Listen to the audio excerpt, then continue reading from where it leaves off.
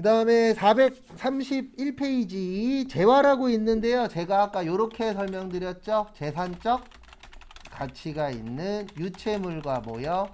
무채물. 그래서 거기 보시면 거기 두 번째 줄에 밑줄 좀 쳐주세요. 수표, 어음, 주식, 채권 등 유가증권은 재화가 아닙니다. 그러니까 돈은 재화가 아니에요. 우리 돈 주고 받을 때 부가가치세 10% 안 띄잖아요. 내가 만약에 10,000원짜리를 1,000원짜리로 교환할 거야. 그때 부가세 떼요? 안 띱니다. 그래서 돈에 이 유가증권에 붙는 게 아니고 그 물건의 가격에 붙는 거예요. 부가세는. 그래서 요거는 시험 문제 어렵게 나올 때 한 번씩 나옵니다. 그래서 좋은 내용은 아니에요. 우리한테는. 그 다음에 432페이지 필요한 것만 보고 넘어갈게요. 필요 없는 거는 안 볼 거예요. 거기 432페이지 보시면 저기에다 밑줄 좀 쳐주세요. 재화의 공급으로 보지 아니하는 경우. 이거 외우셔야 됩니다.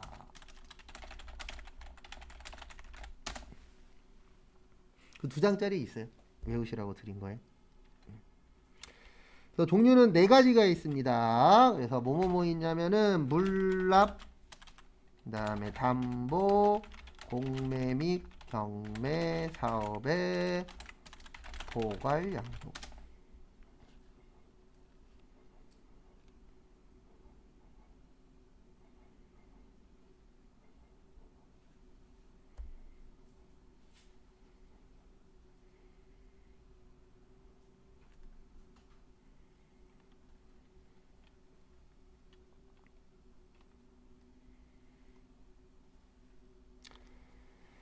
그래서 이게 뭐냐면은요, 이런 거예요. 첫 번째로 물납.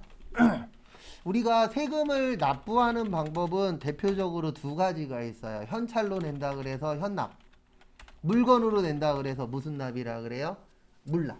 그래서 모두 다 물납이 가능한 건 아닙니다. 예, 몇몇 그 세금 관련돼서 대표적으로 이제 뭐 증여세나 상속세 이런 쪽은 물납이 가능해요. 그래서 뭐 부동산으로 낼 수도 있고 미술용품으로 낼 수도 있고 골프채로도 낼 수 있어요. 예, 그런 것들을 일명 무슨 납이라 그래요? 물납이라고 합니다. 근데 내가 만약에 세금을 1,000만 원을 물납으로 하려고 했는데 갑자기 국가에서 세금 물납으로 하시면 물건으로 내시면 부가세 내셔야 돼요. 이러면 물납할 거예요? 안 할 거예요? 안 하겠죠. 왜요? 현금으로 내면 1,000만 원인데 물건으로 낸다고 1,100만 원을 내래. 그러면 물납할 사람 있다 없다? 없다. 그래서 국가에서 안 봐요. 그러니까 안 본다는 얘기는 세금 안 낸다는 얘기입니다. 그래서 물납으로 하시게 되면은 세금을 낼 필요 없는데 이건 하나 알고 계세요? 저도 이거 공인중개사 하시는 분, 예, 부동산 관련된 분한테 들었는데 이 물납하실 때 부동산으로 하지 말래요. 특히 토지로 내지 말래요. 왜 그러냐면 만약에 내가 부모님이 돌아가셔서 땅을 상속받았어. 그럴 수 있잖아요. 근데 세금 내려고 봤더니 지금 현재 내가 갖고 있는 현찰이 없어. 그래서 물납으로 땅으로 낼 거야. 그러면 어떤 문제가 생기냐면 지금도 그런지 모르겠어요. 이 얘기 좀 들은 지 좀 오래된 얘기인데 국가에서 찍는데요. 내가 원하는 땅을 주는 게 아니고 이 땅 중에서 내가 낼 수 있는 땅을 이렇게 딱 보여주면 거기에서 국가에서 찍는데요. 그리고 국가에서 찍을 때 좋은 위치 찍을까요? 나쁜 위치 찍을까요? 당연히 좋은 위치 찍겠죠. 그래서 물납할 때는 부동산으로는 절대 하지 말라 그러더라고요. 특히 토지로. 근데 그게 딴 것 때문이 아니고 잘못하면은 내가 들어가야 되는 우리 땅으로 들어가는 입구가 막힐 수도 있대요. 막말로. 그러니까 그런 식으로 좀 좋은 땅을 뺏어가기 때문에 물납할 때 토지는 그렇게 권장하지 않는다 그러더라고요. 그 다음에 담보. 우리가 담보 그러면 가장 많이 보는 게 이겁니다. 주택담보대출. 아마 받아보신 분도 있고 앞으로 받으실 분도 계실 건데 저도 주택담보대출 받았어요. 왜냐면 집 사야 되는데 집 살 뭐가 없죠? 돈이 부족하죠. 그럼 대출 받아야 되잖아요. 근데 은행에서 요거 가장 사랑해요. 요게 뭐냐면 내가 이 대출금을 못 갚으면 이 집을 담보로 해서 이 집을 팔아버리겠다. 그 뜻입니다. 근데 이거는 왜 거래가 아니냐면요. 이 담보라는 건 미래에 발생하는 거예요. 그러니까 내가 이 약속을 안 지키면은 이 집을 팔아서 대출금을 갚겠다라는 뭐예요? 약속입니다. 그래서 주택담보대출 한 다음에 내가 이 이자나 원금을 못 갚았어. 그러면 이제 여기로 넘어가는 거예요. 공매나 뭐로요? 경매로. 그래서 내년에 제 장담하는데 빠르면 상반기, 늦으면 하반기에 뉴스에 분명히 이거 나옵니다. 경매가 늘어나고 있다고. 경매가 늘어나고 있다라고 나오면 이렇게 생각하시면 돼요. 아, 돈 못 갚는 사람이 늘어나고 있구나. 근데 왜 늘어날 거냐면 지금 이자율 계속 오르고 있죠. 이렇게 가면은 올 연말에 8에서 10% 사이 보고 있어요. 경제 전문가분들이. 그러면 내가 만약에 받을 때 2%대로 받았어. 근데 만약에 8%가 됐어. 그러면 이자만 거의 4배 가까이 떠버리는 거예요. 그럼 100만 원 냈었던 사람은 한 300 이상은 내야 돼요. 그 상황이 옵니다. 진짜로. 이대로 가면. 안 오는 게 당연히 가장 좋은 건데 진짜 이대로 가면 그 상황이 와요. 그러면 이쪽으로 많이 넘어갈 거예요. 집들이. 이거 되게 안 좋은 얘기예요. 경매가 늘어났다는 얘기는 결론적으로는 사람들이 대출금을 못 갚고 있다는 얘기예요. 근데 왜 이 담보는 세금을 안 걷는 이유가 아직 발생 안 해서 안 걷는 거고요. 이 공매 및 경매는 강제로 팔리는 거예요. 그럼 여러분들 생각을 해보세요. 만약에 내가 집을 갖고 있다가 강제로 우리 집이 팔렸어. 그러면 기뻐요? 슬퍼요? 슬프죠. 근데 갑자기 국세청에서 와갖고 경매로 물건 팔렸죠? 세금 내세요. 그러면 거기 국세청 직원을 냅둘 거예요? 엉덩이라도 한 대 때릴 거예요? 엉덩이라도 한 대 때리겠죠. 그래서 이거는 왜 세금을 안 걷냐면 거들려면 억지로라도 거들 수는 있는데 걷기가 어때요? 힘들어요. 왜냐면 이쪽으로 넘어갔다는 얘기는 되게 힘드신 상황인 거잖아요. 근데 그 상황에서 세금까지 내래. 그러면 내가 원해서 판 것도 아니고 강제로 팔린 거잖아요. 그래서 이 부분에 대해서는 뭐를 걷지 않겠다? 세금을 걷지 않겠다. 그 다음에 포괄적 양도. 포괄양도. 그래서 포괄양도는 뭐냐면은요. 결론은 포괄양도는 다 넘긴 거예요. 그러니까 일부만 넘긴 게 아니에요. 만약에 내가 뭐 커피 전문점을 하고 있어요. 근데 커피 전문점을 했는데 상대방이 나한테 많이 줄 테니까 넘기래. 그러면 내가 통으로 다 넘길 수 있어요? 없어요? 있죠. 그걸 얘기하는 겁니다. 일부만 넘기는 거 아니에요. 일부만 넘기는 게 아니고 통째로 뭐 하는 거예요? 다 넘기는 거. 그래서 요것도 세금을 안 내도록 되어 있어요. 왜 그러냐면 거기 교재에 433페이지에 잘 나와 있는데 어차피 내가 세금 내고 상대방이 세금을 받아가는 걸 환급이라 그래요. 뭐라 그런다고요? 환급. 그러면 내가 내고 상대방이 환급 받으면 어차피 0이거든요. 그럼 우리 0이면은 하는 게 좋을까요? 안 하는 게 좋을까요? 만약에 내가 어떤 행동을 했는데 결과가 빵이야. 그러면 그거를 시작을 하는 게 좋아요? 아예 안 하는 게 좋아요? 안 하는 게 낫죠. 결과가 1이라도 나와야 되잖아요. 근데 결과가 0이야. 그러면 안 하는 게 낫습니다. 그래서 거기 보시면은 교재에 보시면 납부 0.3억, 환급 0.3억. 그러면 0.3, 0.3이니까 결론적으로는 0이 돼요. 그러면 0은 꼭 할 필요가 있다, 없다? 없다. 그래서 요거에 대해서는 뭐를 걷지 않겠다? 세금을 걷지 않겠다라고 보시면 됩니다. 또 그 부분 참고하시고요. 그 다음에 나머지는 넘어가고 진짜 중요한 거 434페이지. 이거 되게 잘 나와요. 요거 꼭 숙지하세요. 쪽지 시험 보긴 할 건데. 저기에다 밑줄 치세요. 재화의 간주 공급.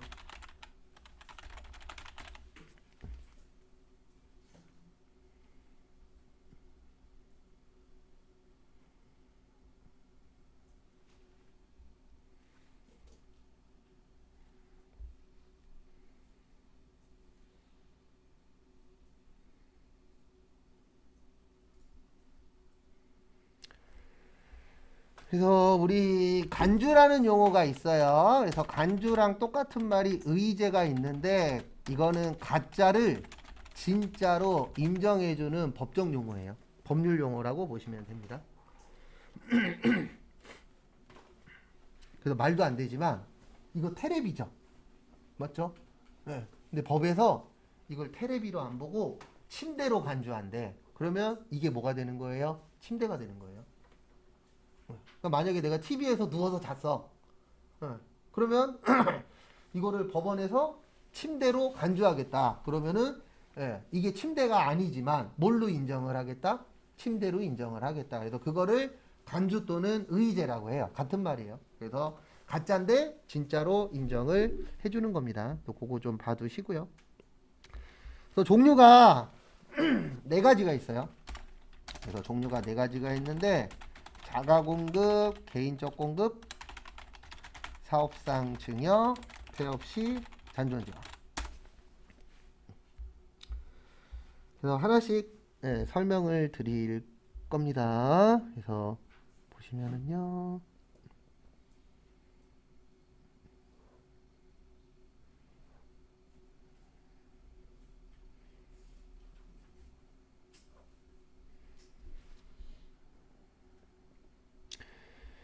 그래서 보시면 이렇게 보시면 되세요. 첫 번째로 이 자가 공급은 종류가 또 세 가지가 있어요.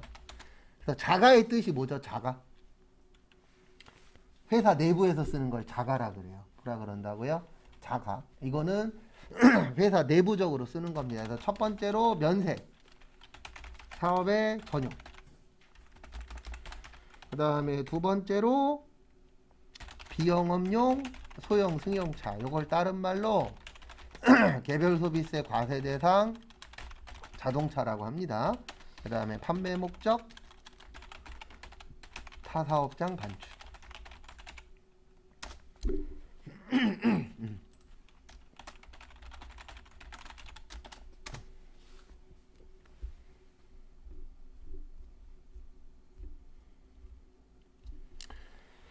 그래서 하나씩 간단하게 설명을 드리도록 하겠습니다. 첫 번째로 면세 사업의 전용. 이게 무슨 뜻이냐면 요거는 꼭 기억을 해 주셔야 돼요. 과세 그러면 세금을 뭐 해야 되는 거예요? 납부해야 되는 거. 그 다음에 면세 그러면 세금을 뭐 받는 거예요?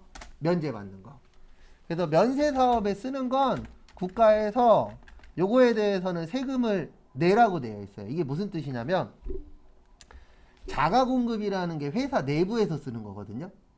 그러면 이게 전제 조건이 있어요. 요 간주 공급의 요 전제 조건이 뭐냐면 매입 시에 부가세 납부한 것만 여기에 해당이 됩니다. 그리고 제가 깜빡하고 이 얘기를 설명 안 드렸네요. 우리 재무회계하고 원가회계 배울 때는 회사 입장이라고 생각을 해주세요. 그리고 소득세하고 부가가치세 배우실 때는 국가 입장에서 보셔야 돼요. 그러니까 입장이 다릅니다.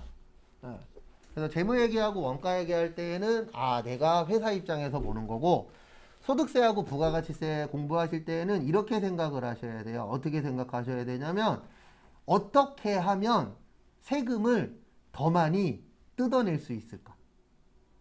라고 고민을 하셔야 이해가 됩니다. 왜 그러냐면 소득세하고 부가가치세는 세법이거든요. 그러면 세법이라는 건 세금 거두려고 만든 법이에요. 그러면 세금을 거두려고 만들었기 때문에 국가에 유리하게 만들었을까요? 회사에 유리하게 만들었을까요? 당연히 국가에 유리하게 만들었겠죠. 왜요? 그래야 뭐를 많이 거둘 수 있으니까, 세금을 많이 거둘 수 있으니까. 그래서 그거를 기본적으로 기억을 해 주셔야 돼요. 그래서 첫 번째로 면세 사업의 전용인데, 이건 어떤 문제가 생기냐면 이런 문제가 생기는 거예요. 만약에 거기 교재에도 잘 나와 있는데 거기 435페이지 위에 거 잠깐 봐주세요. 우리 회사가 만약에 고속버스 회사야. 버스 회사예요. 무슨 회사라고요? 버스 회사. 근데 우리 회사가 거기 보시는 것처럼 우등 고속버스도 해. 요건 과세거든요. 근데 우리 회사가 같이 시내버스도 해. 근데 얘는 면세예요. 그럼 어떤 문제가 생기냐면, 만약에 우리 회사가 기름을 넣을 때 여기에다 넣는다라고 신고를 했어요. 국가한테. 그러면 원래 우등에다가만 넣어야 되죠. 근데 우등에다 넣다가 여기에도 넣어버렸어. 그러면 어떤 문제가 생기냐면 우등은 어차피 세금을 내니까 국가에선 괜찮아요. 왜냐면 세금을 빼주는 이유가 뭐냐면 너 이거 세금 빼줄 테니까 일 많이 해서 세금을 더 내. 이 뜻이거든요. 근데 만약에 거기에 교재에 나와 있는 것처럼 시내버스에 쓴 거를 요 부분이 어떤 문제가 생기냐면은 이런 문제가 생겨요. 시내버스는 세금을 안 내잖아요. 그러면 처음부터 세금을 안 내도록 되어 있거든요. 근데 세금을, 그러니까 주유소에서 거기 보시는 것처럼 만약에 우등 고속버스에서 뭐 했어요? 우등 고속버스는 과세라고 되어 있죠. 그러니까 과세는 문제가 안 돼요. 근데 면세 써버리면은 세금을 낼 게 있다 없다? 없다. 그러면 국가 입장에서는 마이너스가 되는 거예요. 그러니까 이렇게 되는 거예요. 우리 납부세액은 매출세액 마이너스 매입세액이라고 했습니다. 그래서 만약에 주유비로 매입세액이 10만원 나왔어요. 그러면 이 기름을 넣어서 버스 회사는 일을 해서 뭐를 내야 되죠? 세금을 내야 돼요. 그러니까 절대로 공짜는 있다 없다? 없다. 그러니까 국가가 빼주는 이유가 뭐냐면 너네 이거 주유비 10만원으로 일을 열심히 해서 매출액을 많이 늘려. 그래갖고 그걸로 뭐를 내라? 세금을 내라. 근데 문제는 뭐냐면 면세에 써버리면 어떤 문제가 생기냐면 내야 되는 세금이 얼마가 되는 거예요? 빵이 되는 거예요. 그러면 국가 입장에서는 10만원이라는 세금을 인정을 해줬는데 내야 될 세금은 있다 없다? 없다. 그러면 국가 입장에선 플러스예요 마이너스예요? 마이너스죠. 근데 마이너스가 생기면 된다 안 된다? 안 된다. 그래서 회사에서 면세에 쓴 거에 대해서는 인정을 못 해주겠다라고 되어 있어요. 그 다음에 두 번째 저기에다 밑줄 치세요. 비영업용 소형 승용차.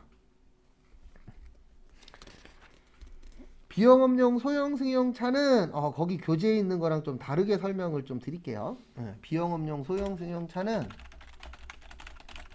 여기 앞에 잠시만 봐주세요. 이런 경우에 어떤 경우냐면 만약에 우리 회사가 타이어 파는 회사예요.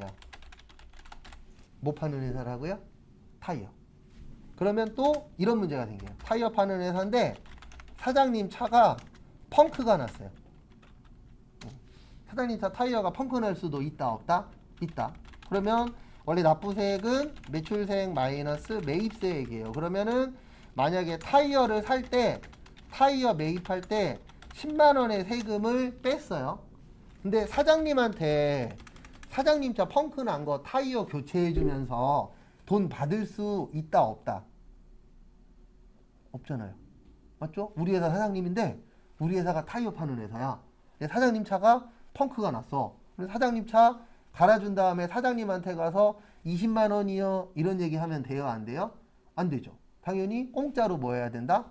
갈아줘야 된다. 근데 문제는 뭐냐면 국가에서는 이런 거 인정을 못 하겠다. 왜냐면 너네 분명히 타이어 살 때 10만원 빼줬잖아.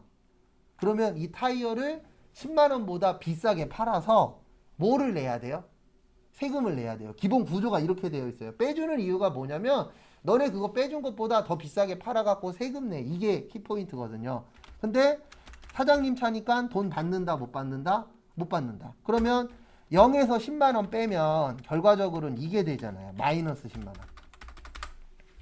그리고 국가 입장에서는 마이너스 나면 된다 안 된다? 안 된다. 근데 마이너스 나는 것들도 있긴 있어요. 실제는. 근데 이건 이제 일반적인 거래일 때.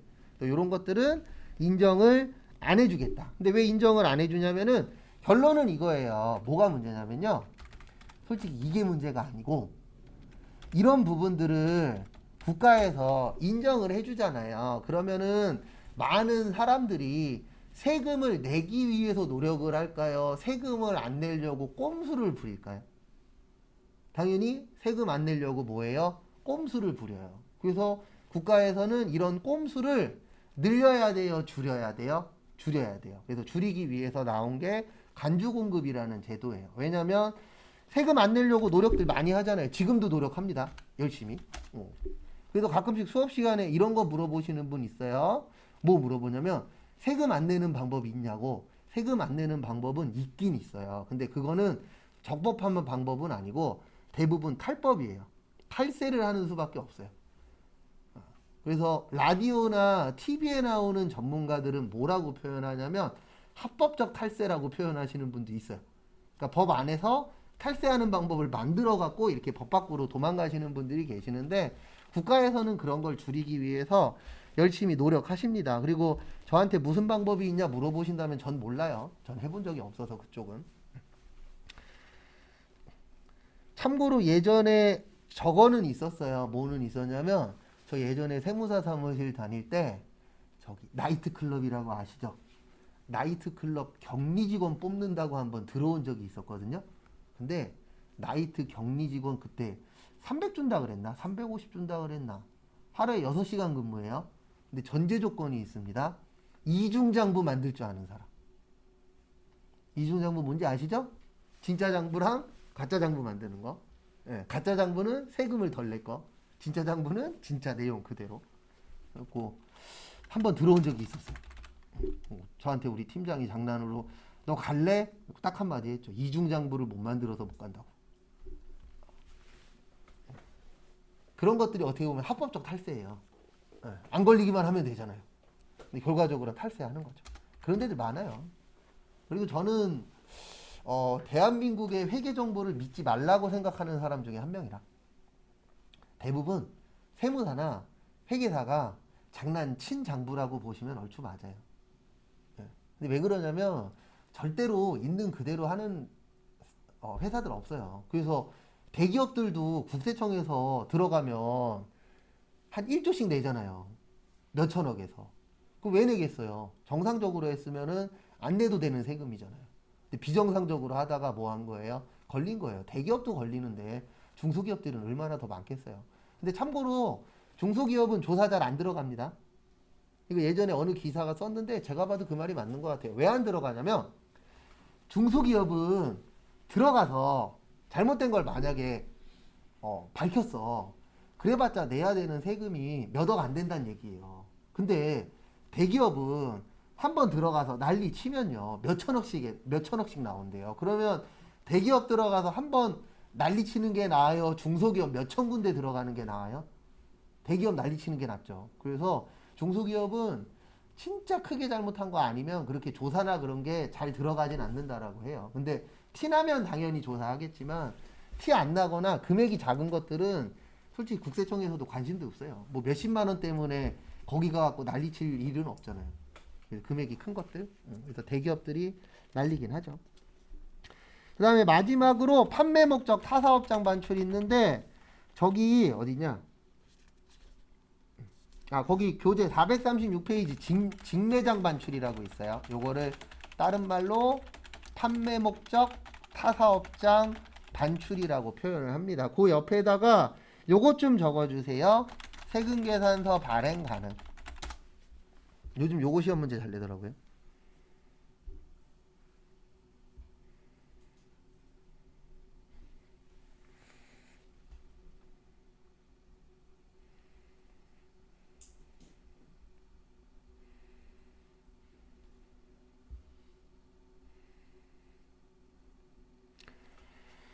그래서 앞에 잠깐 봐주시면은요. 이게 뭐냐면 아까 잠깐 이야기하셨던 본점하고 지점하고 거래 같은 것들이 있어요, 없어요? 있어요. 예. 그래서 우리 보면은 백종원 아저씨 있죠? 백종원 아저씨가 TV에 나오면 맨날 하는 얘기가 있습니다. 뭐라 그러냐면 자기는 뭐가 아니래요? 요리사가 아니래요. 자기는 사업가라고 이야기합니다. 그러면서 뭐라고 얘기하냐면 자기가 본점이잖아요. 그럼 여기에서 말하는 지점은 뭐 이제 식당들이 지점이 되겠죠. 예, 그 지점들한테 식당들한테 뭐 파는 사람이래요? 재료 파는 사람이라고 표현을 해요. 근데 맞잖아요. 만약에 요 옆에도 새마을 식당인가 뭐 있잖아요.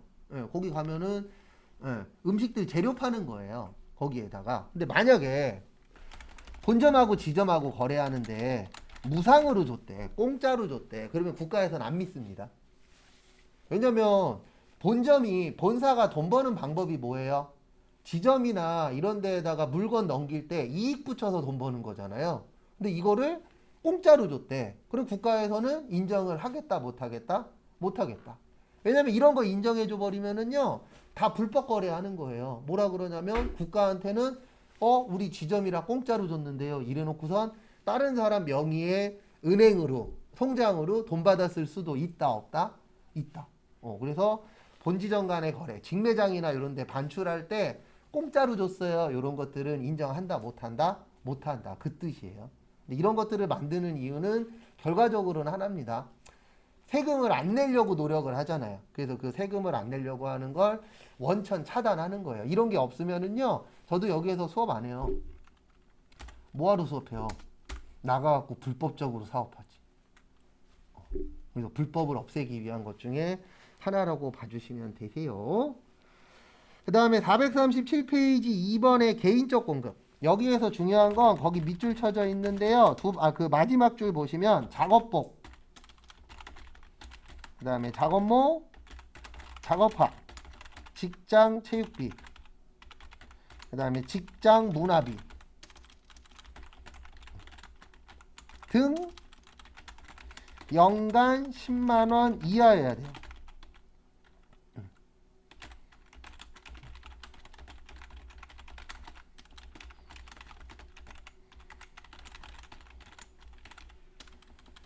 말 되게 긴데 그냥 이렇게 보시면 돼요.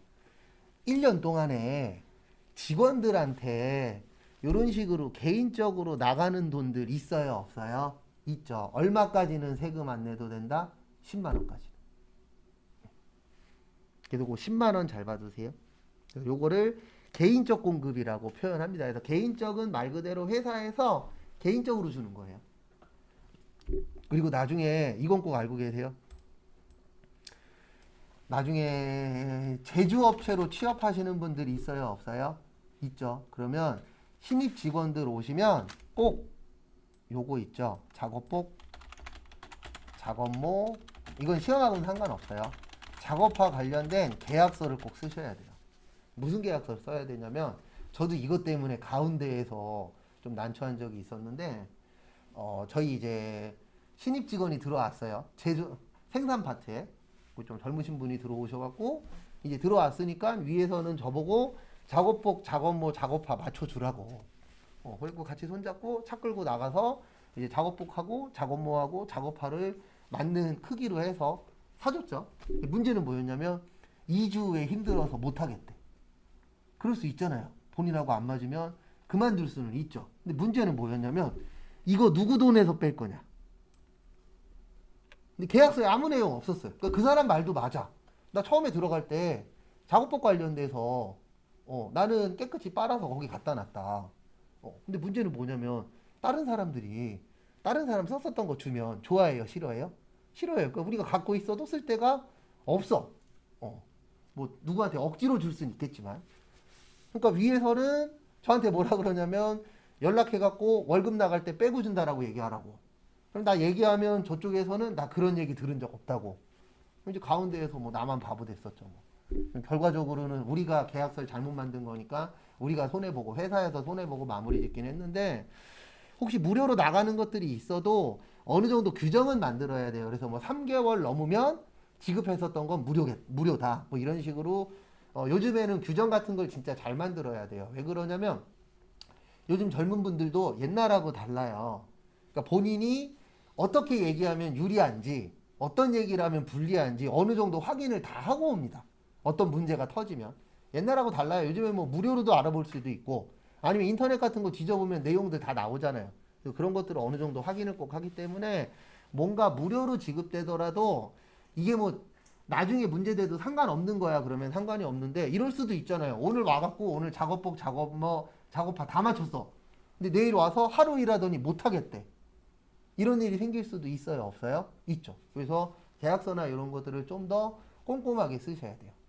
그래도 요즘에 식당에서 사람 구하기도 힘들지만 사람 구했을 때 이런 일도 많이 일어난대잖아요. 뭐요?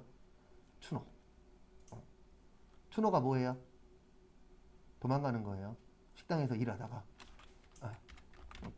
저도 인터넷에서 하나 본 게 있었는데 사장님이 뭐라 그랬다고, 식당 제일 바쁜 시간이 저녁 7시잖아요. 저녁 7시에 도망갔대요. 근데 걔네들이 무조건 잘못한 것도 아니기는 해요. 뭐 사장님이 또 너무 심하게 얘기했을 수도 있고 뭐 그런 거 다 떠나서 제일 바쁠 때 도망간다 그러더라고요. 근데 더 큰 문제는 뭐냐면 그날 저녁이나 그 다음날 낮에 전화 옵니다. 그래서 뭐 달라 그래요? 월급 달라 그래요. 내가 만약에 뭐 일주일 일해서 그럼 일주일치 빨리 주세요. 뭐 이런 식으로 이제 나오는 애들도 있어요, 없어요? 있습니다. 그래서 요즘에는 좀 젊은 사람들 쓸 때 계약서에다가 특약 넣으시는 분들도 있어요. 예. 뭐 월급은 매달 며칠 날 지급된다. 예. 고만도도 요때 지급된다. 뭐 이런 식으로 이제 하거나 아니면 뭐 월급은 얼굴을 보고 준다. 예. 뭐 이런 식으로 진짜 특약 넣으시는 회사들도 있어요. 식당들도. 왜 그러냐? 특약에다 사인하면 이제 효력이 생기는 거죠. 항상 사인이 문제인 거예요. 그 특약이 효력이 되려면 그냥 읽고 얘는 효력이 없죠. 근데 내가 거기에다가 사인을 했어. 그렇죠. 이제 거기에 이제 그렇죠. 불공정한 게 들어가면 당연히 안 되는 거고. 예. 그거는 이제 뭐 법적 다툼이 생기면 문제가 되겠지만, 그러니까 이거 제가 지금 얘기한 건 그냥 예시예요. 예, 그런 식으로 해서. 근데 저거는 상관이 없죠. 몇 월 며칠, 매달 며칠 날 월급 지급. 이거는 정당한 거니까. 근데 걔네들은 그만두면 그날부터 맨날 전화해갖고 뭐라 그래요? 빨리 내놓으라고. 예, 그래서 그걸 좀 악용하는 애들도 있어요. 그러니까 항상 법이라는 게 만들어 놓으면 선량하게 지키는 사람이 더 많은데 꼭 악용하시는 분들이 있어요? 없어요? 있죠. 이제 그런 사람들이 문제가 되는 거죠.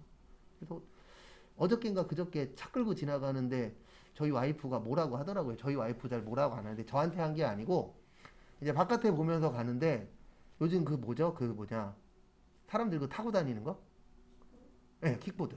킥보드인데 고등학생 애인 것 같아요. 둘이서 헬멧도 없이 그냥 막 끌고 다니는 거죠. 그 최근에 저기에 나왔잖아요. 한문철 아저씨에도 셋이서 타고 가다 사고 난 거. 그건 걔네가 잘못한 겁니다. 맞죠? 근데 더 큰 문제는 저건 거죠. 원래 중고등학생 못 타요. 법적으로. 원래는 저기 면허증 있는 사람들만 타게끔 돼 있잖아요. 헬멧 다 써야 되고. 근데 그런 거 지켜요? 안 지켜요? 안 지키죠. 왜요? 법이 너무 약하니까. 지킬 수 있는 방법 하나 있어요. 벌금 1,000만 원. 지킬걸요? 안 지켜? 그러면 엄마가 갖고 있는 돈에서 1,000만 원이 날아갈 건데? 이건 그냥 예시예요. 뭐 그렇게 세게 하라는 얘기가 아니라 법이 좀 약해요. 걸리면 2만 원인가 그렇다면서요. 헬멧 안 쓰면 2만 원인가 그렇고 1인승에서 한 명 더 타면 4만 원이라 그랬나?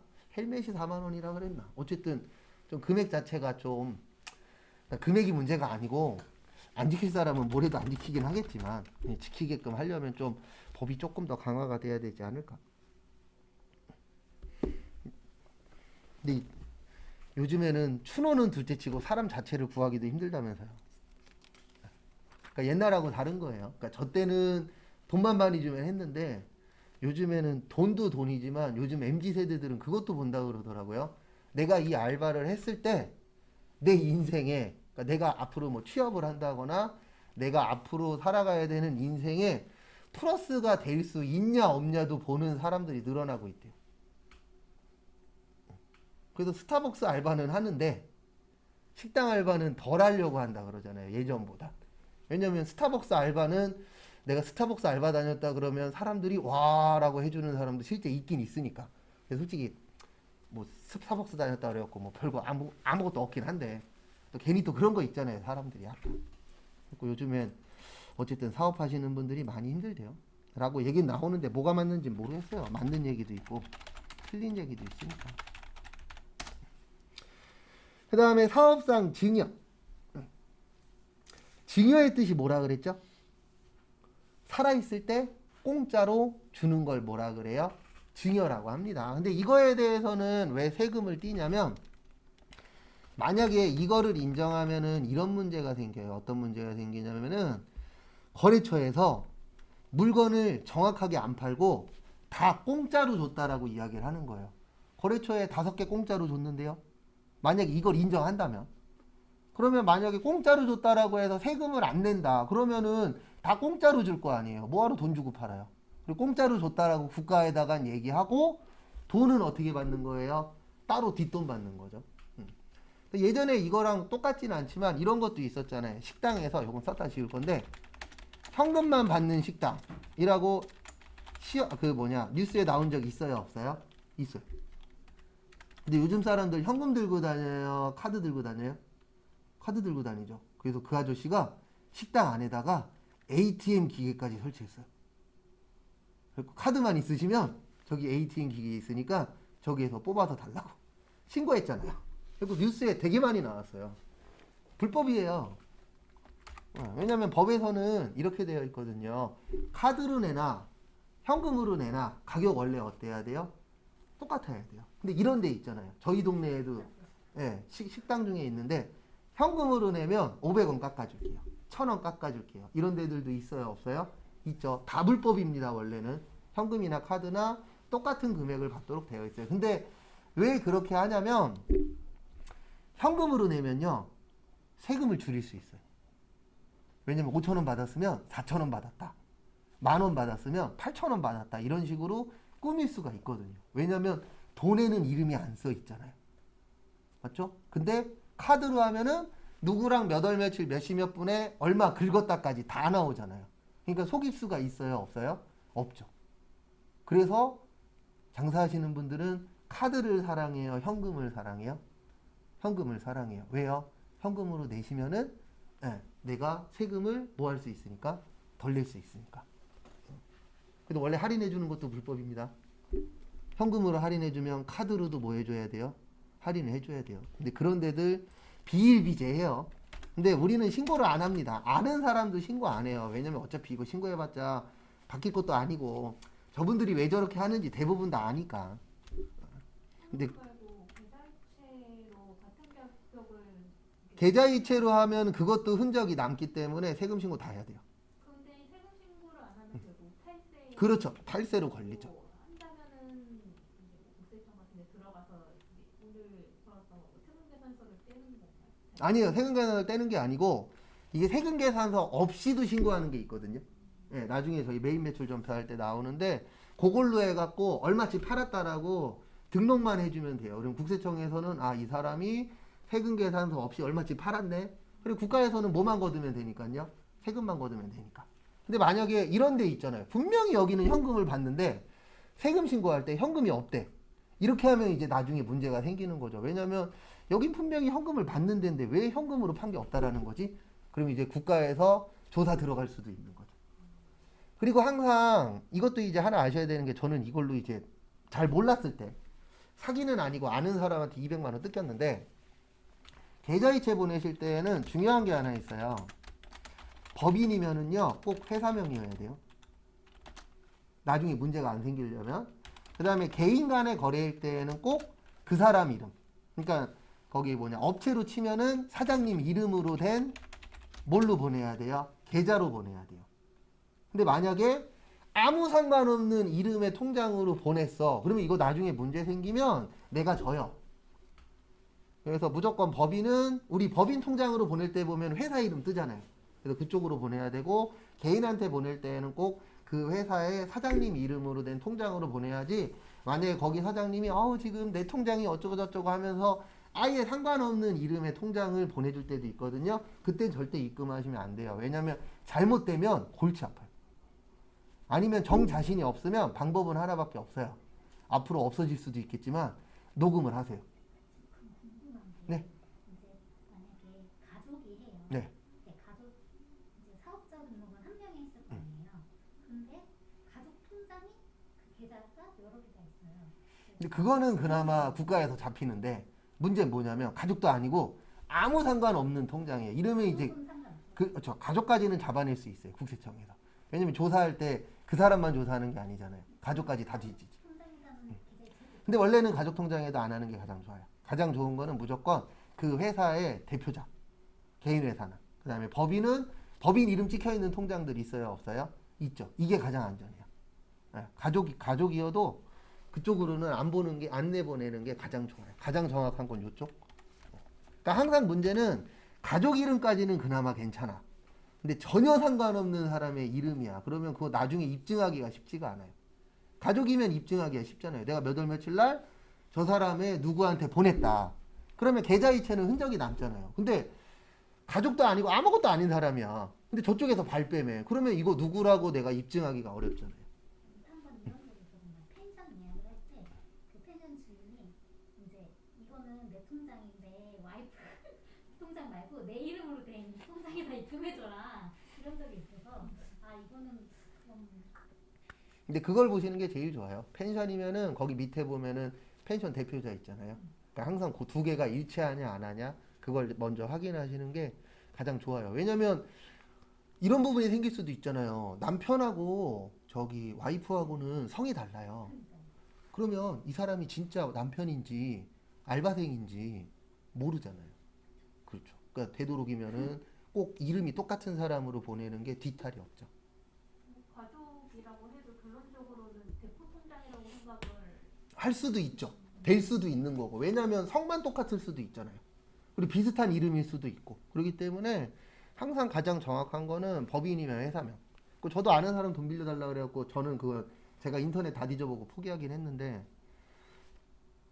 그러니까 이제 딴 얘기를 하면서 이제 이 통장으로 보내라. 그리고 그 당시에는 그냥 돈만 버는 거에만 있었지 이런 내용은 잘 몰랐거든요. 그래갖고 그 통장에 보냈는데 안 갚는 거예요. 근데 그 사람 이름은 아니었어. 동생 이름도 아니야. 전혀 상관없는 이름이더라고요. 나중에 뒤져봤더니 인터넷을 좀 뒤져봤죠. 알아보기 전에. 그랬더니 못 받을 확률이 99.999%더라고요. 그래서 그냥 200만 원 포기하고 그 사람 안 보기로 하고. 그래서 절대 하지 말라는 거 있잖아요. 가족 간의 돈거래랑 아는 사람하고 돈거래는 이러면 하고 싶어도 돼요. 저 인간이랑 나 이제 안 만날 거야. 그러면 해도 되는데 저 사람하고 오래 가고 싶어. 그러면은요. 그냥 돈 얼마 있어? 그러면 내가 그냥 줄 수 있는 돈이면 줘도 되는데 그게 아니면 무조건 없다라고 하는 게 그 사람하고 더 하루라도 더 오래 갈 수 있는 방법이지 제가 지금까지 돈 빌려줘 본 결과 무조건 멀어져요. 그래서 절대로 돈 빌려주는 거는 좋은 게 아니더라고요. 그 다음에 거기 밑에 보시면 438페이지 밑에 보시면 저기에다 동그라미만 쳐주세요. 거기다 진한 글씨로 되어 있는데 견본품, 그 다음에 광고 선전물, 그 다음에 5번에 특별재난, 그 다음에 1번에 부수재화. 그래서 요것만 설명하고 거기 밑에 있는 폐업시 잔존재화까지만 하고 쉴게요. 첫 번째로 부수재화. 이거는 뭐냐면 저거 생각하시면 돼요. 1+1. 우리 마트나 편의점 같은 데 가면 1+1 이런 거 있어요? 없어요? 있죠. 네. 그 추가되는 거에 대해서는 내가 돈을 내진 않잖아요. 이런 거에 대해서는 세금을 국가에서 안 걷습니다. 근데 왜 안 걷냐면 하나라도 더 껴주면 팔릴 확률이 올라가요? 떨어져요? 당연히 올라가죠. 그러니까 국가 입장에서는 큰 것만 보는 거예요. 조금 손해를 보더라도 작은 거 조금 손해를 국가에서 조금 세금을 덜 걷더라도 1+1, 2+1 이런 거 행사 많이 하면은 매출액이 어떻게 되죠? 올라가죠. 그럼 결과적으로는 국가 입장에서는 조금 손해는 보겠지만 결과적으로는 이익 나는 거나 마찬가지잖아요. 그래서 부수재화에 대해서는 세금을 걷지 않겠다. 그 다음에 두 번째 견본품. 만약에 어느 A라는 회사에서 우리 회사 물건을 사고 싶대. 근데 물건을 좀 보고 싶대. 그러면 그때 보내주는 게 뭐죠? 견본품이죠. 그럼 만약에 그쪽 회사에서 1000개 사고 싶대. 그럼 견본품은 한 2-3개 정도 보내주면 되잖아요. 그럼 국가 입장에서는 2-3개만 포기하면 1000개의 매출액을 올릴 수도 있어요? 없어요? 있죠. 근데 만약에 여기에 대해서 세금을 붙여. 그러면 어떻게 되는 거예요? 살려고 하는 사람이 늘어요? 줄어요? 당연히 줄어들겠죠. 그래서 부수재화는 저거 생각하셔도 돼요. 뭐 생각하셔도 되냐면 그 여자분들 화장품 가게 가서 화장품 사시면 증정품 줘요? 안 줘요? 주죠. 그것도 하나의 부수재화나 마찬가지예요. 내가 이 화장품을 사름으로 해서 추가적으로 나오는 건데 그거에 대해서는 세금 안 걷어요. 그러니까 화장품 가게에서도 이런 견본품이나 이런 것들을 편하게 줄 수 있는 거예요. 왜 그러냐면 그런 거 증정품에 대해서도 세금 내라. 그러면 2개 줄 거 1개만 줄 거 아니에요. 왜요? 많이 주면은 뭐 많이 내야 되니까? 세금 많이 내야 되니까. 그래서 그런 거에 대해서도 세금 안 걷고요. 그 다음에 광고 선전물. 이 광고 선전물은 저거 생각하시면 돼요. 좀 전에 설명드린 것처럼 우리 요즘에 뭐 이니스프리나 요런 그 화장품 가게 이렇게 지나다니다 보면 거기 점원분들이 호객행위 하잖아요. 지금 사시면 뭐 하나 더 주겠다. 아니면 지나가는 사람한테 뭐 막 이렇게 나눠주는 경우들도 있어요, 없어요? 있죠. 근데 왜 이거에 대해서도 세금을 안 걷냐면 광고 선전물로 해서 이런 걸 뿌림으로 해서 매출액이 조금이라도 더 늘어날 수 있어요, 없어요? 있죠. 근데 가면 갈수록 이런 건 줄어들 겁니다. 왜냐면 이런 것들의 효과가 가면 갈수록 떨어져요. 그래서 요즘 슬픈 게 이렇게 지나다니다 보면은 뭐 헬스장이나 그런 쪽에서 이제 광고 전단지 주잖아요. 그리고 예전에는 사탕이라도 하나 물려 있었는데 요즘엔 광고지만 주더라고요. 근데 그만큼 경기가 뭐 하다는 얘기예요? 안 좋다는 얘기예요. 그러니까 저 이런 거 가리키다 보니까 명절 되면 뭐 보는지 아세요? 명절 되기 전에는 사람들 뭐 들고 다니나 봐요. 선물로.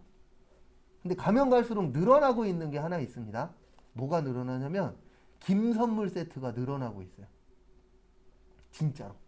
옛날엔 대부분 최소한 참치는 들고 다녔거든요. 근데 참치도 있긴 있는데 가면 갈수록 내 눈에 많이 띄는 것 중에 하나가 김 선물 세트예요.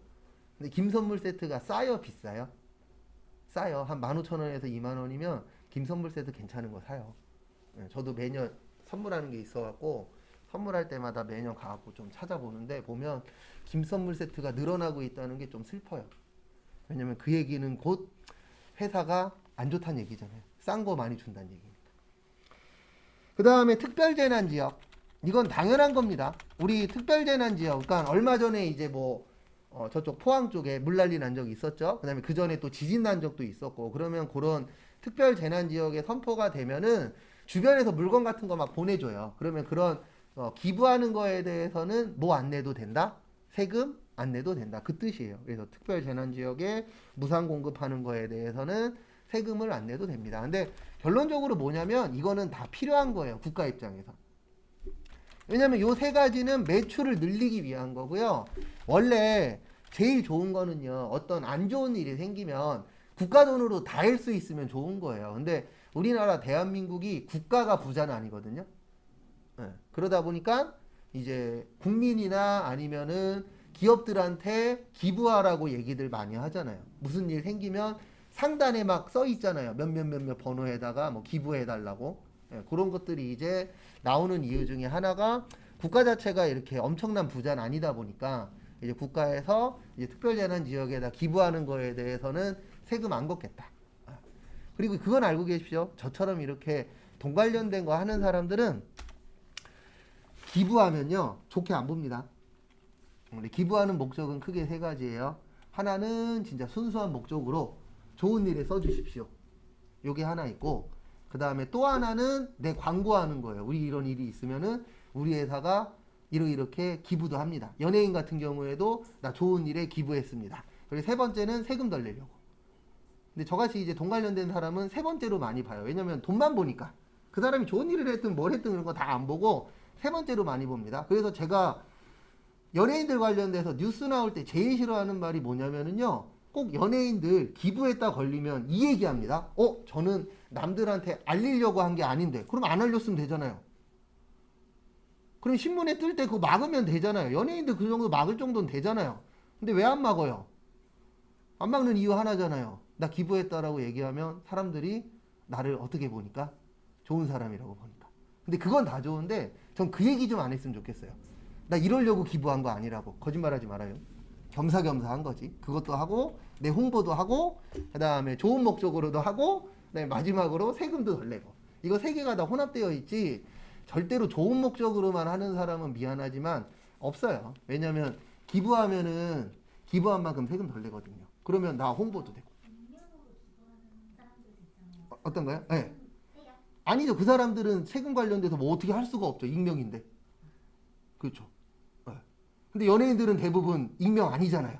근데 이름 석자 쓰고 주민등록번호 다 넣고. 그리고 그 사람들은 하는 목적이 어쩔 수 없죠. 연예인이니까 나 좋은 일 한다. 그 다음에 세금도 덜 낸다. 이거는 그러니까는 나는 국세청에다가 결론적으로 그거를 적는 란이 있잖아요. 내가 어디에다 기부를 했다라는. 아니요. 그거는 본인이 쓰는 게 아니고 그 단체에서 받아야 돼요. 영수증을. 네. 그래서 익명으로 내시는 분들은 그렇죠. 세금에서 내가 여기에다 기부했습니다라고 여기에서 내고 받은 걸 국세청에다 내는 거기 때문에 그 지금 이야기하신 것처럼 하시면 인정 못 받아요. 그러면은 세금 그렇죠. 아니죠. 세금을 떼는 게 아니고 인정을 못 받으니까 결론적으로 나는 세금을 더 내는 거죠. 그렇죠. 그런 효과는 있죠. 이해를 못한 게 네. 결론적으로 내가 익명이라는 건 아예 진짜 이름조차 안 밝힌 그렇죠. 이름도 다 안 밝힌 거죠. 이름은 밝힌 채로 이제 그냥 기사라던가 그런 거 만든 게 아니라 진짜 이름은 안 이름 안 밝히고. 네. 그러면 진짜 네, 인정을 받을 수가 없죠. 그냥 돈 네. 많아서 기부하는 거. 아니죠. 꼭 돈 많아서 하시는 건 아니에요. 그런 분들은. 또 은근 없는 분들도. 예? 그냥 아, 그렇죠. 좋은 일로만 하는 거지. 그러니까 오히려 진짜 그런 분들이 기부자지. 솔직히 연예인들은 솔직히 얘기해서 한 70%는 약간 비용 털어내는 것도 있어요. 기부하면 세금을 덜 내니까. 그렇죠. 그 부분도 있고, 그 다음에 홍보도 되잖아요. 이 사람은 좋은 일에 얼마 냈네. 근데 연예인들은 어쩔 수 없어요. 회사도 그렇고. 왜 그러냐면 생각을 해보십시오. 익명으로 만약에 아무도 모르게 했어. 그러면 난 티 하나도 안 나잖아요. 근데 연예인이라는 거는 많이 알려져야 되니까. 그게 잘못됐다는 얘기는 아니에요. 근데 저같이 이제 돈만 버는 사람은 제 세금 덜 내려고 저러는구나. 라고 좀 더 많이 느낀다지. 그분이 뭐 잘못됐다 그런 거 아닙니다. 왜냐면 돈 많이 벌어도 100원도 안 내는 사람이 더 많아요. 오히려 부자들이 더 잘 먹고 잘 살 것 같죠? 부자들이 더 못 먹고 못 사는 사람이 더 많습니다. 왜냐면 돈 아까워서 못 써요. 저 예전에 아시던 분이 아드님이 결혼하셨는데 그 상대방 분이 저기 연안부도 아세요? 연안부도 회센터 있죠. 그쪽 부근에 주차장 갖고 계세요. 그러니까 거의 재산이 한 몇천억 있는데 아직도 버스 타고 다니신대요. 80세가 다 되셨는데 해외여행도 한 번 간 적 없대요. 돈이 몇천억 가까이 있는데도. 그게 행복한가요? 라고 생각하면 저는 아니다라고 생각하는 사람 중에 한 명이라. 그래서 저는 그냥 적당히 벌어서 적당히 쓰고 저는 이게 좋지. 그렇죠. 그래서 그분이 맨날 그런대요. 사부인 죽을 때 갖고 갈 것도 아닌데 해외여행도 좀 가고 여행도 좀 가시라고. 근데 써본 적이 없기 때문에 못 써요. 그 다음에 하나만 더 설명드리고 잠깐만 쉴게요. 폐업 시 잔존 제한은 뭐냐면 우리 폐업하면 물건 남죠. 이거에 대해서도 세금 내셔야 돼요. 왜 내야 되냐면 내용은 다 이거예요. 납부세액은 매출세액 마이너스 매입세액이에요. 그러면 우리가 물건을 갖고 있다는 얘기는 일단 샀잖아요. 그리고 국가에서는 이렇게 보는 거거든요. 너 샀잖아. 그러면 팔아. 그래서 뭐 내요? 세금 내. 근데 폐업했으니까 샀는데 뭐가 없죠? 팔 게 없죠. 그러니까 국가 입장에서는 마이너스야. 그러니까 요거 인정을 못 하겠어. 그래서 너는 안 팔았지만 팔았다라고 봐야 돼. 라고 해서 세금을 내야 돼요. 그래서 이거 실무하시는 분들은 뭐라 그러냐면은 토해낸다 그래요. 뱉어낸다. 내가 마이너스 된 만큼 세금을 다시 내야 된다. 근데 이거는 왜 있냐면요. 이거는 형평성 때문에 있는 거예요. 만약에 망했다 그래서 세금 안 내면 어떤 문제가 생기냐면 정상적으로 파는 사람들보다 망한 사람이 세금을 안 내니까 더 싸게 팔 수 있어요. 맞잖아요. 난 망했으니까 뭐 안 내도 돼? 세금 안 내도 돼. 그러면 정상적인 게 1,000원이면 난 700원에 팔아도 돼요. 뭐 안 내도 되니까? 세금 안 내도 되니까. 이러면 형평성이 깨지죠. 그래도 국가, 네. 이제 다 폐업하려고 막 창고 정리. 네, 창고 정리하죠. 하는 경우가 네. 있잖아요. 그러면 매입세액보다 매출세액 적을 거 아니에요. 그 부분은 상관은 없어요. 그러니까 일단 털어는 내야 돼요. 최대한 털어내야 돼요. 근데 만약에 그게 다 못 털어냈어. 그러면 이제 그 남은 거에 대해서도 뭐를 내야 돼요? 세금을 내야 돼요. 그래서 망하기 전에 최대한 팔잖아요. 싸게라도. 그렇죠. 왜냐면 그렇게 해서 세금을 일부라도 뭐 하기 위해서? 줄이기 위해서. 왜냐면 못 팔고 다 갖고 있으면 그거에 대해서 내가 세금 다 내야 되거든요. 근데 조금이라도 싸게 해서 팔면은 내가 내야 될 세금이 어떻게 돼요? 줄어드는 효과가 나타나는 거죠. 그래서 망한 데만 돌아다니면서 물건 사갖고 파시는 분들도 있잖아요. 망한 데 것만 구입해갖고. 왜냐면 망했으니까 내가 가격을 조금 일명 후려쳐도 되거든요. 그래서 대표적인 게 저거잖아요. 중고로 파시는 분들. 근데 요즘에 그쪽도 인기 없대요. 왜냐면 요즘엔 사업을 안 해서 인기가 없다 그러더라고요. 중고 판매도 뭐 저기 뭐냐 개인들 간의 중고장터나 늘어나고 있는 거지 요즘에 장사 관련된 중고장터는 요즘 과거보다는 덜 좋다 그러더라고요. 오히려 코로나 시대보다 더 안 좋대요. 왜냐면 코로나 시대에는 이 생각이라도 했잖아요. 코로나 끝나면 잘 될 거야. 이 생각이라도 있었는데 지금은 뭘로 버티냐 그거죠. 왜냐면 앞으로 잘 될 거야 라고 얘기하는 사람이 한 명도 없어요. 제정신이 아닌 사람 빼고는 한 명도 없어요. 그래서 저 요즘 유튜브 보면서 되게 웃으면서 살고 있어요. 그러니까 이게 좋은 웃음이 아니고 쓴 웃음이에요. 근데 그 쓴 웃음이 뭐냐면 그렇게 집값 오른다고 부동산 오른다고 쌩 난리 치던 애들이 요즘엔 딴 얘기만 하고 있어요. 한번 유튜브에서 부동산 집값 오른다고 과거에 얘기한 애들이 있거든요. 꽤 많거든요. 그런 애들 채널 들어가 보면 요즘 부동산 주식 얘기 거의 안 하고요. 딴 얘기예요. 왜요? 사람들이 부동산 주식에 관심이 없어요. 왜냐면 어차피 지금은 망할 거라는 거 애들도 다 아니까. 그런 놈들을 때려잡아야 되거든요. 왜냐면 걔네들이 다 올려놨잖아요, 집값. 걔네들이 맨날 얘기했잖아요. 내년에 8월달 되면은 전세가 없으니까 지금 집을 살 때입니다. 집값이 앞으로 더 오를 겁니다. 그 난리 치었던 애들이 지금은 다 조용하잖아요. 근데 거기에 당한 20, 30대들만 지금 죽어나고 있지. 내년 되면 진짜 경매가 엄청 많이 몰릴 건데 좀 씁쓸하긴 하더라고요. 그래서 어쨌든 망한다 그래서 끝이 아니에요. 망해서 남은 물건에 대해서도 뭐 내셔야 돼요? 세금 내야 됩니다. 그래서 망하는 것도 쉽지 않아요. 왜냐면 망하면은요 세금 내야 되죠? 근데 만약에 내가 상가를 빌렸는데 여길 내가 좀 고쳐놨어. 그러면 상가 빌릴 때 거기에 조건이 있어요. 특이하게 나갈 때 원상복구예요. 그러니까 다음 사람이 들어와서 이걸 그대로 가져가면 상관이 없는데 만약에 다음 사람이 들어와서 딴 거 할 거래. 그러면 다시 원상복귀 시키는데 또 뭐 들어가요? 돈 들어가요. 그래서 망하는 것도 쉬운 게 아닙니다. 그래서 무조건 장사할 거면 잘 된다는 생각만 가지고 해야 되는데 뭐 생각만 있다라고 되는 건 아니니까. 그래서 추후에 장사하실 분들은 일단 남 밑에서 조금 해보시거나 아니면 타격이 없을 만큼만 조금 가지고 한번 해보세요. 조그만하게. 그게 좋지. 당연히 크게 들이면 크게 성공할 확률이 높은데 마이너스 됐을 때 리스크가 너무 크니까. 네, 잠깐만 쉬었다가 5시 15분에 쪽지 시험 보고 네, 분계 조금 풀고 마무리.